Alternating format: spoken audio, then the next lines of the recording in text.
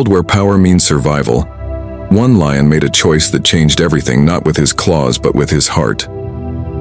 The African savannah, a kingdom where the law of nature is written in blood and dust. Every roar, every chase, every heartbeat tells the same story: survive or disappear. But deep within this golden wilderness, there lived a lion who defied this rule. His name was Aru. Aru wasn't the biggest lion in the pride. He didn't have the loudest roar. But there was something in his eyes, a calm that didn't belong to a hunter, a wisdom that no fight could teach.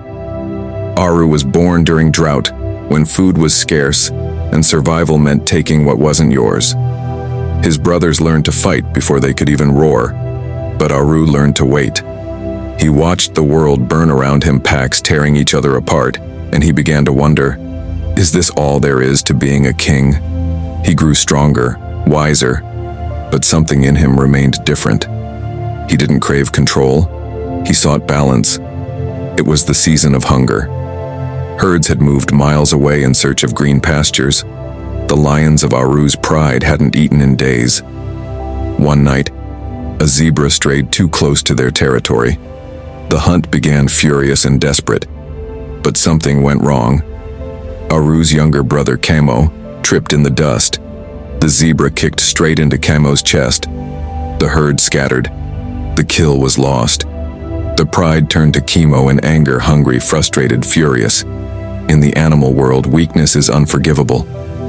One lion stepped forward, ready to attack the injured Camo, but Aru stood between them. He didn't roar. He just stared. That one stare stopped the fight. It was the first time the pride had seen mercy in the wild. Days later, rival lions entered their land, a brutal coalition known as the Red Claws. They killed without reason, marking new territory with fear. Aru and his pride had no choice but to fight. The war lasted 2 nights. Roars echoed across the plains like thunder. When the dust settled, the Red Claws retreated. But Aru's pride was broken. Camo lay wounded again.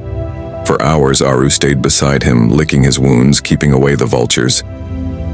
That night, the jungle saw something strange, a king who refused to leave his fallen brother. In the wild, empathy is weakness, but that weakness was slowly becoming Aru's greatest strength. Months passed. Rain returned to the plains. Grass grew, rivers swelled, and the savannah came alive again. One afternoon, Aru saw something unusual, a herd of antelope trapped in a flooded ravine. The water was rising fast. Most lions would have waited, watched nature take its course, but Aru didn't. He walked to the edge, stepped into the water, and stood still. The herd froze, unsure of his intent. He didn't attack. He just stood there until the water slowed. One by one, the antelope climbed to safety. In that moment, predator and prey shared the same fear and the same hope. The wind carried his scent far. Even other prides began to sense that this lion was different. Aru became a story whispered by the grasslands, the lion who protected rather than destroyed. One morning, the peace was shattered again, not by lions, but by humans. A group of poachers entered the reserve, searching for trophies and tusks.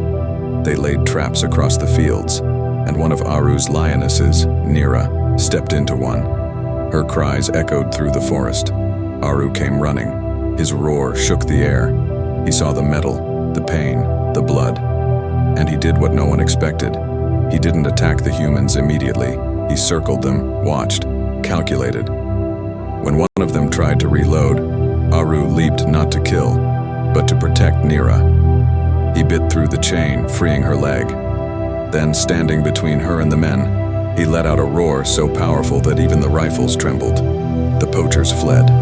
Hours later, forest rangers arrived, and what they found stunned them: a lion sitting beside a wounded female, as if guarding her, not as prey, but as family.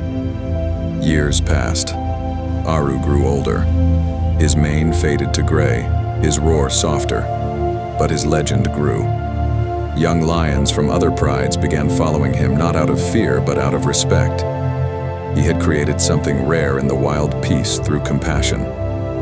And one morning, as the sun rose over the endless savannah, Aru walked away from his pride alone.